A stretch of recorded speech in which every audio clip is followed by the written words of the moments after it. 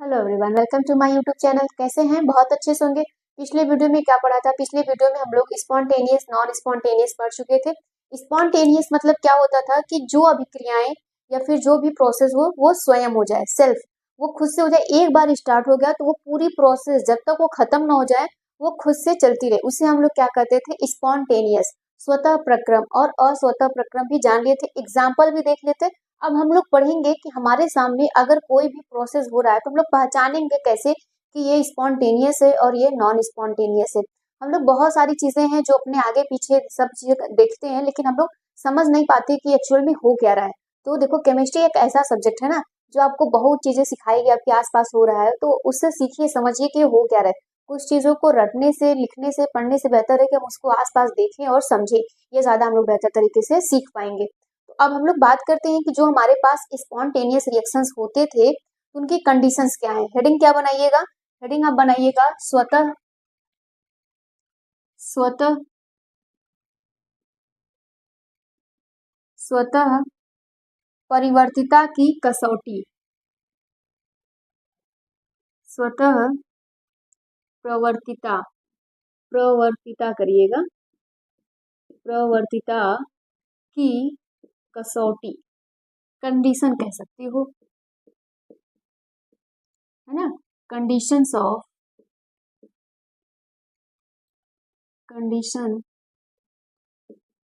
Of spontaneous.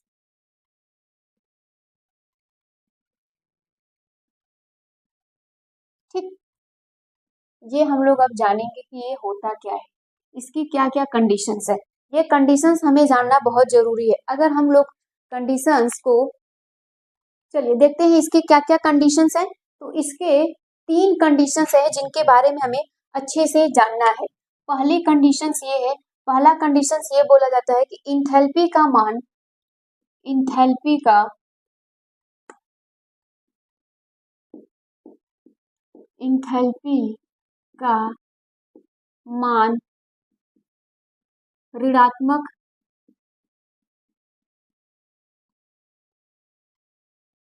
ऋणात्मक होना चाहिए। ठीक, कैसा होना चाहिए? ऋणात्मक होना चाहिए। मतलब हम लोग बात करें तो डेल एच क्या होना चाहिए? निगेटिव होना चाहिए। डेल एच कैसा होना चाहिए बेटा? निगेटिव होना चाहिए। अगर हम लोग दूसरी बात करें तो दूसरा इसमें बोला जाएगा एंट्रोपी का मान। एंट्रोपी का मान, एंट्रोपी का मान धनात्मक होना चाहिए, मतलब पॉजिटिव होना चाहिए, धनात्मक होना चाहिए। डेल एच बराबर क्या होगा? ये पॉजिटिव होगा। क्या होगा? ये पॉजिटिव होगा। अगर हम लोग तीसरी बात करें, तीसरे किसकी बात हो रही है? गिब्स ऊर्जा, गिब्स ऊर्जा का मान, का मान ऋणात्मक ऋणात्मक होना चाहिए। मतलब डेल एच क्या होना चाहिए? यहाँ पर निगेटिव होना चाहिए, ये भी निगेटिव होना चाहिए। अगर आपसे पूछे कि यहाँ पे स्वतः प्रक्रम जो हो रहा है उसके कंडीशंस क्या क्या है, तो आप हमेशा बोलना कि यहाँ पे इंथैल्पी का मान कितना होना चाहिए? पॉजिटिव होना चाहिए, सॉरी निगेटिव होना चाहिए। एंट्रोपी का मान पॉजिटिव होना चाहिए। और गिब्स जो गिब्स ऊर्जा की हम लोग बात कर रहे हैं वो क्या होना चाहिए? निगेटिव होना चाहिए। अब आ जाओ समझते हैं। अगर हमसे बोल दिया जाए कि ये होता क्या है तो यहाँ पे मैं बोलूँ, सॉरी, इसको बेटा हम लोग किससे रिप्रेजेंट करते हैं? डेल एस, और इसको जी से। यहाँ पे मिस्टेक हो गया था, कोई दिक्कत नहीं। अब देखो, अब ये हमेशा याद रखिएगा। ठीक, मतलब डेल एच कैसा होना चाहिए? निगेटिव। डेल एस कैसा होना चाहिए? पॉजिटिव। डेल जी कैसा होना चाहिए? यहाँ पे बोल सकते हो निगेटिव। अब आ जाओ पहली कंडीशंस को हम लोग समझते हैं। पहली कंडीशंस क्या है हमारे पास यहाँ पर? इंथैल्पी, इंथैल्पी का मान ऋणात्मक ऋणात्मक होना चाहिए, होना चाहिए। कहने का मतलब है डेल एच कैसा होना चाहिए बेटा? निगेटिव होना चाहिए। अब आज एग्जाम्पल से हम लोग बहुत बेहतर तरीके से समझेंगे। अगर आपको याद होगा तो यहाँ पर मैंने आपको पढ़ाया है चैप्टर कौन सा, परमाणु संरचना, एटॉमिक स्ट्रक्चर। तो बेटा हमने पढ़ाया होगा। तो मान लीजिए ये हमारे पास 2 न्यूक्लियस है, ठीक, ये उसके पास ये नाभिक बनाए जा रहे हैं, ये अराउंड उसके क्या है, कक्षक है, इस प्रकार से बनाए जा रहे हैं। अब यहाँ पर अगर मैं आपसे पूछूं तो इसका जवाब देना, क्योंकि वहां पे मैंने सब चीजें पढ़ाई गई, सब कुछ वहां पे मैंने पढ़ाया, ये आपको आना चाहिए। अब देखो हो क्या रहा है, अगर मैं बोलूं यहाँ पे, समझो यहाँ पे हो क्या रहा है, यहाँ पे मान लो कि इसमें यहाँ पे कोई भी इलेक्ट्रॉन है, ठीक, और यहाँ पर कोई इलेक्ट्रॉन है। इस इलेक्ट्रॉन को मुझे यहाँ से यहाँ ले जाना है, ऊपर यहाँ तक ले जाना है, तो क्या करना पड़ेगा मुझे, और इस इलेक्ट्रॉन को यहाँ से यहाँ तक ले जाना पड़ रहा है, तो क्या करना पड़ेगा मुझे। अब इसमें से तुम्हें बताना होगा, इसका जवाब देना है, इसमें मुझे ऊर्जा देना पड़ेगा कि इसमें देना पड़ेगा, किसमें देना। आपको अगर याद होगा अच्छे से तो जाहिर सी बात है कि हमें इसको नीचे से जब हम लोग ऊपर की तरफ ले जाएंगे बेटा, तो हम लोग क्या करेंगे, ऊर्जा इसको देंगे, और जब हम इसको ऊपर से नीचे की तरफ ले जाएंगे तो ये ऊर्जा खुद निकालेगा, ये हीट को क्या करेगा, यहाँ से हीट को क्या करेगा, खुद निकालेगा। तो अब बताओ कौन स्पॉन्टेनियस होगा और कौन यहाँ पे स्पॉन्टेनियस नहीं होगा, इसमें से एक दोनों में से कौन सा बताओ कौन स्पॉन्टेनियस रिएक्शन है। तो सबसे बड़ी बात है कि यही हमारा स्पॉन्टेनियस होगा। क्यों, क्योंकि यहाँ पे एक बार आपको ऊपर पहुंचा दिया, जैसे इस पे धक्का दोगे ये अपने आप नीचे आ जाएगा। तो ये क्या बोला जा रहा था, स्वतः विक्रिया क्या हो रही है कि एक बार स्टार्ट कर दो वो अपने आप पूरी प्रोसेस करेगी। और इसमें क्या हो रहा है कि हमें यहाँ पे बार बार क्या करना पड़ रहा है, हीट देना पड़ रहा है। और हम लोग एंथैल्पी से अगर समझे तो जो निगेटिव होगा, मतलब यहाँ से हीट निकल रहा है, तो कहने का मतलब ये है कि यहाँ पे जो डेल एच होगा वो क्या आएगा, निगेटिव में आएगा। तो ये क्या होगी, स्वतः प्रक्रम होगा। और यहाँ पे हम लोग क्या कर रहे हैं, हीट को दे रहे हैं, हीट को दे रहे हैं। जहां पर हम लोग हीट को देते हैं वो पॉजिटिव, और जहां पे नहीं देते हैं वहां पे निगेटिव, जहां पे निकलता है। इतनी बात क्लियर हो गई, बहुत अच्छे से समझो, ये टॉपिक बहुत इंपॉर्टेंट है, अगर नहीं समझ पाओगे तो समस्या हो जाएगी। अब जरा दूसरे एग्जाम्पल समझते हैं। दूसरा एग्जाम्पल मैंने यहाँ पर क्या लिया, अगर मैं बात करूं यहाँ पे दूसरे एग्जाम्पल की, तो दूसरा एग्जाम्पल हमने एक क्या ले लिया, यहाँ पे एक लोहे की रॉड ले ली, ठीक, एक लोहे का रॉड ले लिया है, और एक यहाँ पर भी लोहे का रॉड लिया है, 2 रॉड लिए हैं लोहे का। अब यहाँ पर तुम्हें बताना है कि मान लो यहाँ पर 25 डिग्री सेल्सियस ताप है लोहे का, और इसको क्या कर दिया हमने 25 से 70 पहुंचा दिए, ठीक, 25 से 70 डिग्री सेल्सियस ताप पहुंचा दी। और यहाँ पर बेटा 60 डिग्री सेल्सियस ताप था, और वहां से हमने इसको क्या कर दिया, 20 डिग्री सेल्सियस ताप पर इसको ला दिए, ठीक, 20 डिग्री सेल्सियस ताप पर ला दिए। ये आपका क्या है, लोहे की रॉड है, ये क्या है आपके पास, एक लोहे की रॉड है। बताओ कौन सा स्पॉन्टेनियस रिएक्शन हो रहा है। अब देखो इसमें इसका तापमान शुरू में कितना था, इस लोहे का 25 डिग्री सेल्सियस था, हमने पहुंचाया कितना 70, मतलब इसको हीट दिया तब नहीं ये गर्म हुआ। भाई अगर हम लोग जाते हो किचन में कोई भी काम करते हो, अगर हमें कुछ भी करना रहता है तो हम लोग हीट उसको देते हैं, तब वो हीट होती है, गर्म होता है। तो यहाँ पर हम लोग क्या कर रहे हैं, इसको हीट दे रहे हैं, तब इसने क्या किया, गर्म हुआ। इसका मतलब है कि जो डेल एच का मान है वो पॉजिटिव है, यहाँ पर हम लोग हीट दे रहे हैं, यहाँ पर हीट हम लोग क्या दे रहे हैं। और यहाँ पर ये क्या हो रहा है कि 70 था, और यहाँ पे जब फाइनल इसका हम लोग देखें तो ये 20 डिग्री सेल्सियस आ गया, शुरू में 70 था अब 20 आ गया। इसका मतलब ये है कि इसने हीट तो रिलीज किया होगा, इसने बेटा यहाँ से हीट क्या किया होगा, रिलीज किया होगा, यही तो हुआ होगा। जब हीट यहाँ से रिलीज हुआ तो इसका मतलब है कि यहाँ पे डेल एच का मान क्या होगा, निगेटिव में होगा। डेल एच का मान निगेटिव में आने से इसका मतलब यहाँ पे क्या हो जाता है कि ये स्पॉन्टेनियस प्रोसेस है। ये कौन सी प्रोसेस है, स्पॉन्टेनियस प्रोसेस है। कैसे समझ में आया, इंथैल्पी का मान अगर ऋणात्मक होना चाहिए, देखो इंथैल्पी का मान यहाँ पे ऋणात्मक हुआ तो ये स्पॉन्टेनियस प्रोसेस है, यहाँ पॉजिटिव आया तो ये स्पॉन्टेनियस प्रोसेस नहीं है, क्योंकि इसको मैं बार बार हीट देना पड़ रहा है तब ये जाकर गर्म हो रहा है। और इसको क्या किया, एक बार गर्म कर दिया और जब ठंडा होने के लिए छोड़ा तो हमें बार बार इसको ठंडा नहीं करना पड़ रहा है, ये खुद अपने आप ठंडा हो जा रहा है। बात समझ में आ रही है। और यहाँ पर भी हमने क्या किया, हमें अगर मान लो इस कक्षक से इस कक्षक में जाना तब भी हीट देंगे, इसमें से यहाँ फिर हीट देंगे तब यहाँ पहुंचेगा। हमने यहाँ पर याद क्या किया, इसको एक बार पहुंचा दिया था, धक्का दिया, ये तुरंत नीचे आ जाएगा। समझो ये फुटबॉल की तरह समझो, तो ज्यादा बेहतर तरीके से समझ में आई।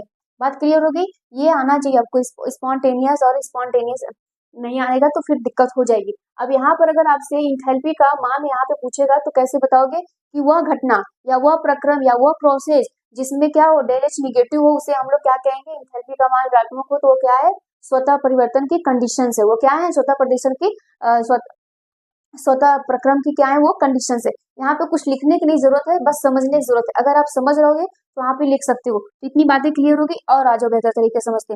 अगर मैं यहाँ पे बोलूँ, अगर मैं यहाँ पर बोलूँ ये एक कोयले का ढेर है, ठीक, ये एक कोयले का ढेर है। अब ये आराम से बेचारा ऐसे पड़ा हुआ है, कोयले का ढेर है, ठीक। तो क्या होता है कि जब कोई बहुत आराम से रहता है, खुशी खुशी रहता है, तो हम लोग देख नहीं पाते ना, तो उसके जीवन में क्या कर दो, आग लगा दो। अब यहाँ पर देखो हमने क्या किया है, ये कोयले के ढेर में बेटा आग लगा दिया। ये कोयले के ढेर में यहाँ पर हमने क्या किया, आग लगा दिया। अब हो क्या रहा होगा, अब तुम्हें बताना है। जब तुम यहाँ पर इसके कोयला जो है, ठीक, ये जो कोयला है इसके जीवन में जब तुमने आग लगा दिया, तो ये प्रोसेस कब तक चलेगा, तब तक चलेगा जब तक कोयला जल के खत्म ना हो जाए। ये प्रोसेस कब तक चलेगा, जब तक कोयला जल के खत्म ना हो जाए। तो इसका मतलब ये क्या है, ये स्पॉन्टेनियस है। ये क्या है, स्पॉन्टेनियस है। बात समझ में आ रही है। ये कोयला, और अच्छे एग्जाम्पल समझो। और देखो यहाँ पे अब क्या होगा, अब अगर मैं बोलूं यहाँ पे, अगर मैं आपसे बोलूं ये कार्बन है, ऑक्सीजन है, उसके प्रेजेंस में जलाया, कार्बन डाइऑक्साइड बना दिया। क्या बनाया, कार्बन डाइऑक्साइड बनाया। यहीं पे कोयले समझो, इसको जला दिया। अब अगर मैं बात करूं यहाँ पर, तो हमने इसको जलाया और इसके ऑक्सीजन के प्रेजेंस में जलाया, तो ये तब तक जला जब तक ये पूरी तरह कोयला क्या हो गया, जो पूरा कार्बन है खत्म नहीं हो गया। किसमें कन्वर्ट हो गया, कार्बन डाइऑक्साइड में खत्म हो गया। अब जरा ध्यान सुनना, यहाँ पर हमने क्या लिया, हाइड्रोजन गैस लिया।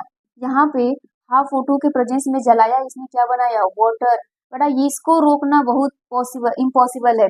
अगर एक बार हाइड्रोजन में आपने शुरुआत कर दी, आग लगा दिया, उसको रोकना पॉसिबल नहीं है। इसको तो रोका भी जा सकता है, कोयले में एक बार आग लगा दीजिए, अगर वो पकड़ लिया तो इसकी कंडीशन है कोयले का ढेर, तो एक बार तो इसको रोका भी जा सकता है, लेकिन इसको नहीं रोका जा सकता।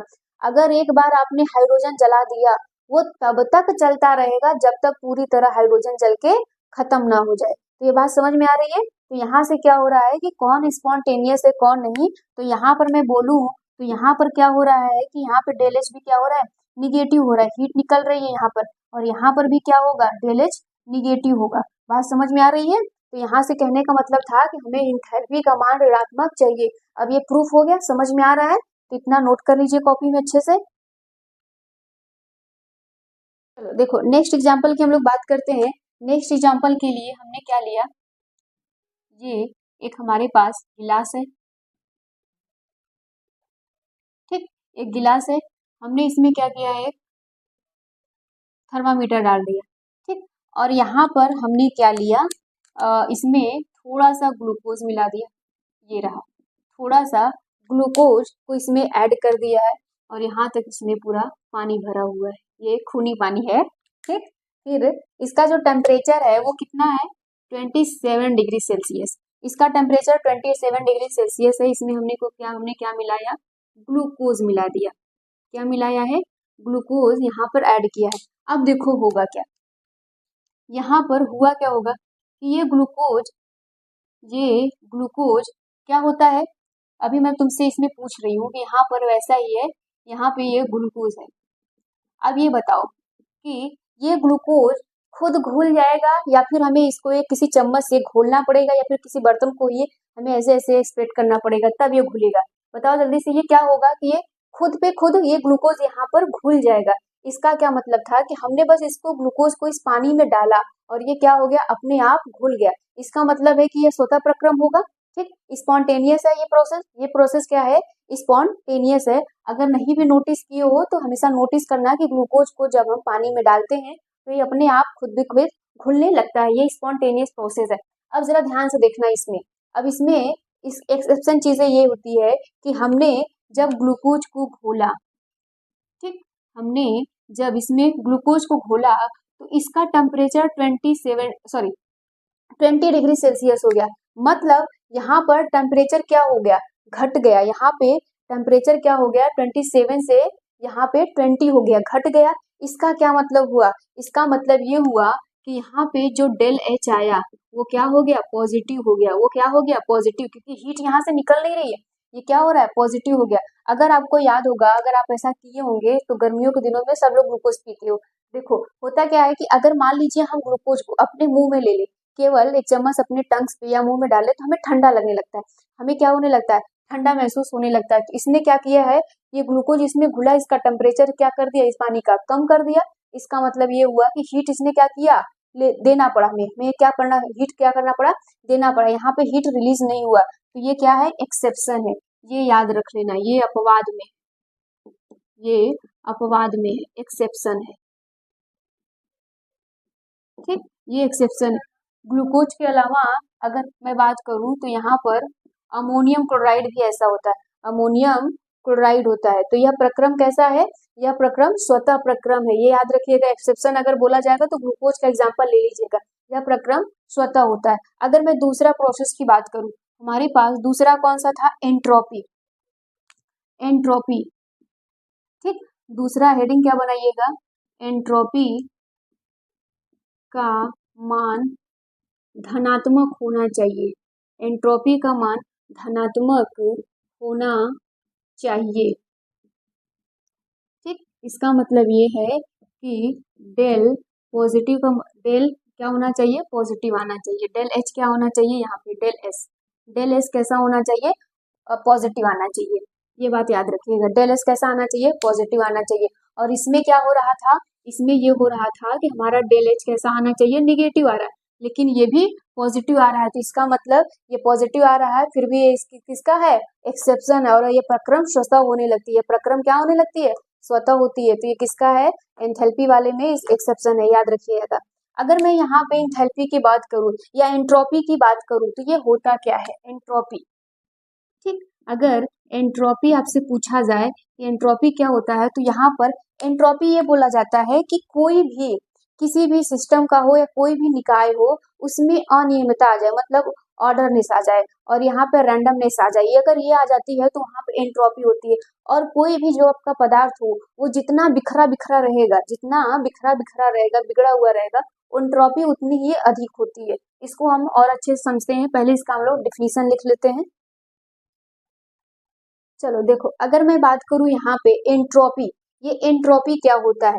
अगर मैं यहाँ पर एंट्रोपी की बात करूं तो एंट्रोपी को हम लोग डेल एस या एस से रिप्रेजेंट करते हैं। ठीक, अब देखो यहाँ पर होता क्या है, एंट्रोपी किसी निकाय के अव्यवस्था या अनियमितता, मतलब डिसऑर्डर, डिसऑर्डर, या फिर इसमें क्या हो जाए, यहाँ पे रैंडमनेस, रैंडमनेस।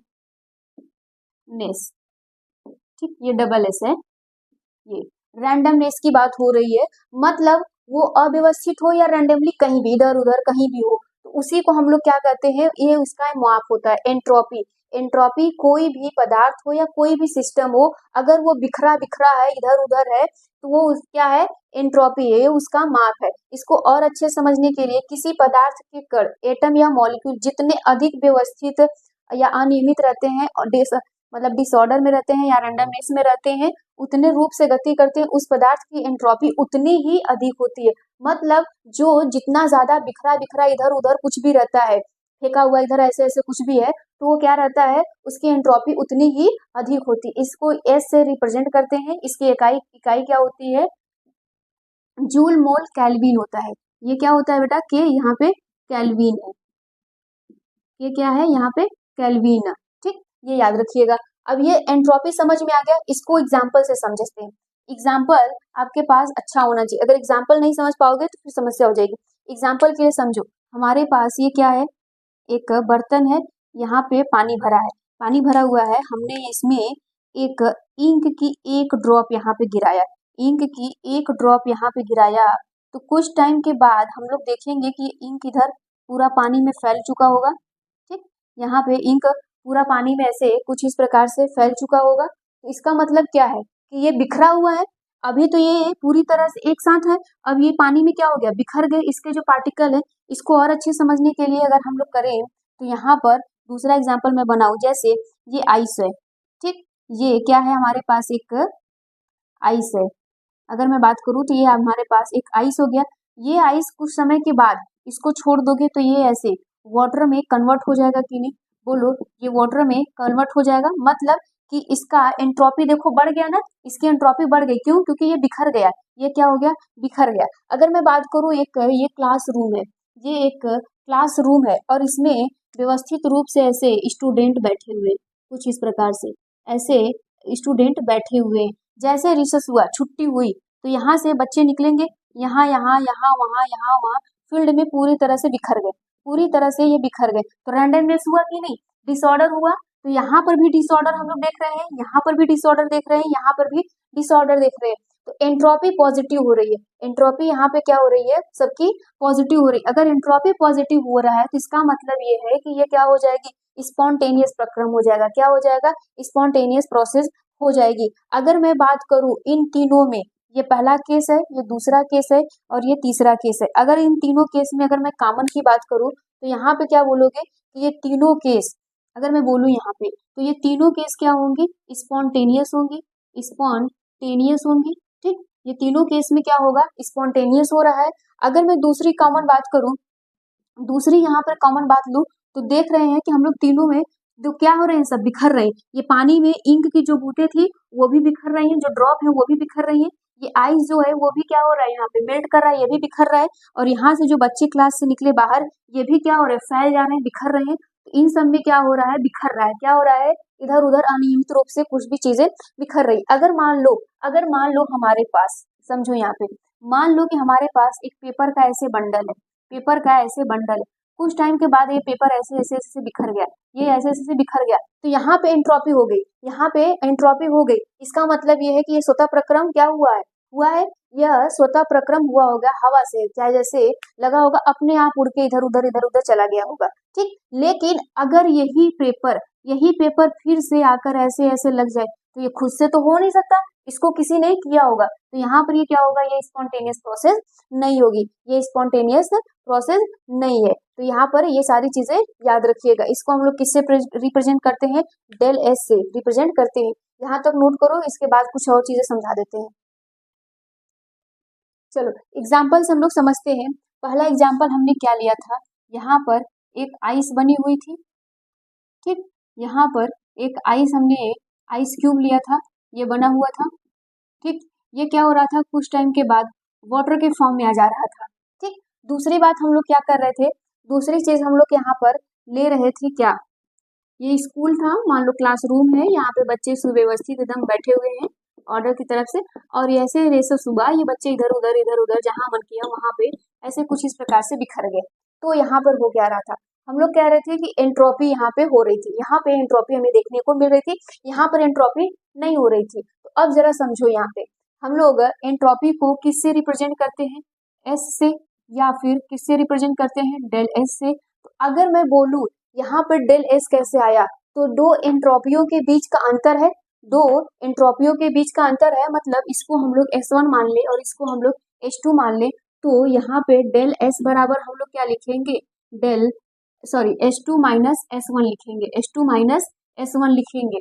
तो अब क्या मुझे कोई बता सकता है कि ये पॉजिटिव आएगा कि नहीं, डेल कौन पॉजिटिव आएगा, S1 या S2, S2 पॉजिटिव आएगा। क्यों, क्योंकि ये बिखरा है, जो जितना ज्यादा बिखरा है उसकी एंट्रोपी का मान उतना अधिक होगा।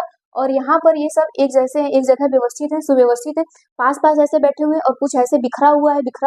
जो ज्यादा बिखरा होगा उसकी एंट्रोपी क्या होगी, अधिक होगी, और जो कम बिखरा हुआ है उसकी एंट्रोपी कम होगी। तो यहाँ पे H2 का मान पॉजिटिव आ जाएगा। तो इसका मतलब ये है कि अगर डेल एस का मान पॉजिटिव आता है तो यह स्वतः प्रक्रम हुआ है, यह स्वतः प्रक्रम हुआ है। सेम केस में यहाँ पर भी अगर हम लोग देखें, इसको S2 मान ले, तो यहाँ पर भी वही चीजें है, ये बच्चे जहां मन किया वहां पे बिखरे हुए हैं, जैसे ही क्लास में आएंगे फिर से व्यवस्थित हो जाएंगे। तो यहाँ पर भी वही सेम केस बनेगा, यहाँ पर भी क्या होगा, सेम केस बनेगा। अब एक बात और बता रहे हैं, ये किसका फॉर्मूला होता है, डेल एस बराबर यहाँ पे Q/T होता है। ये एक फॉर्मूला होता है, कैलकुलेशन में आ जाता है, हालांकि बहुत इंपॉर्टेंट नहीं है, लेकिन अगर आपसे कोई पूछे तो इसके लिए जरूरी है याद करिए, ये याद रखिएगा, आना चाहिए। अब देखो, अगर मैं बोलूं इस आइस को, ये तो अपने आप ये मेल्ट हो रहा है, पिघल रहा है, लेकिन इस आइस को अगर मैं किसी गर्म तवे पे, किसी गर्म में रख दूं, किसी बर्तन पे, तो और जल्दी से ये क्या हो जाएगा, एंट्रोपी इसकी बढ़ जाएगी और आसानी से मेल्ट हो जाएगा। तो यहाँ पे जो Q है वो हीट है, मतलब डेल एस होता है डायरेक्टली प्रोपोर्शनल हीट के। हीट आप जितना ज्यादा बढ़ाओगे एंट्रोपी उतनी ही ज्यादा बढ़ जाएगी। ये आपसे कोई भी फॉर्मूला पूछ ले तो उसके लिए इम्पोर्टेंट है। ठीक, ये सब नोट कर लीजिएगा। तो आज के लिए इतना ही रहने देते हैं। अगर जो चीजें आपको नहीं समझ में आएगी तो कमेंट में प्लीज जरूर बताइएगा। आज के लिए इतना रहने देते हैं। Thank you.